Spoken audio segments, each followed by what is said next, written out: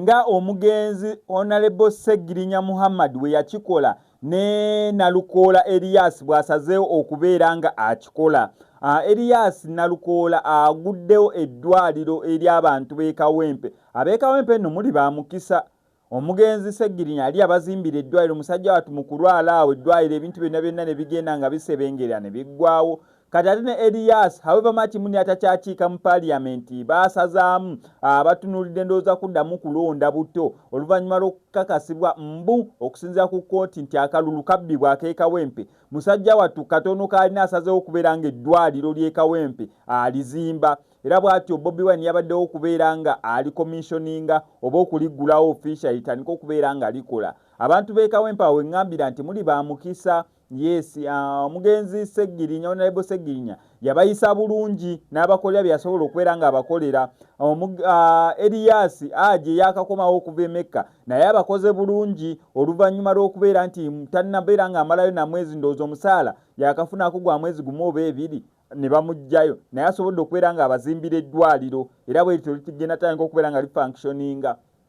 Kyenjagadde ku Elias Nalukoola nti waliwo omuntu akola ekintu neerabira gy'ava naye eddwaliro lino eno abeva maki muligenda beera liketalinga ebintu byonna ebisigadde naye teerabidde teekako sekita y'amaaso engeri naye amaaso gye gamutawanya musajja wattu ayambala gaalubindi teerabidde kubeera nga ateekako sekita y'ab'amaaso. Ekyo kikulaga omuntu munadde ateerabira gy'ava. Omanyi omuntu ayinza okubeerako n'obulemu nga tatambula oba talina magulu atambulira mu kagaali kyokka tugeze nga Katonda amuwa ssente n'azimba eddwaliro kyokka n'atateekako ba bugaali we babate eno sekita y'obugaali nti wabeera amadaawa nobeerawo n'akana akaserengeta ak'omu bulema naye oli n'akeerabira. Naye Elias Nalukoola agambye ngeri amaaso gye gantawaanyiza gannuma sijja kwerabira teekako sekita y'ab'amaaso watu nateekako ne sekita y'amaaso.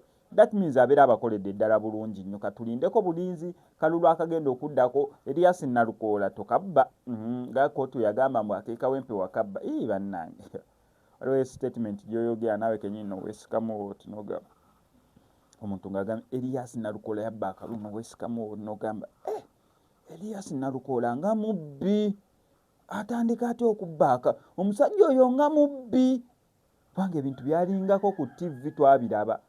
Naye omuntu ayinza okuva n'agamba kkooti esazeewo akalulu k'e Kawempe baakakwatamu nange yakakwatamu Elias Nalukoola n'ogamba Katonda wange omusajja nga mubbi mwayogerera empola omwo mubbi.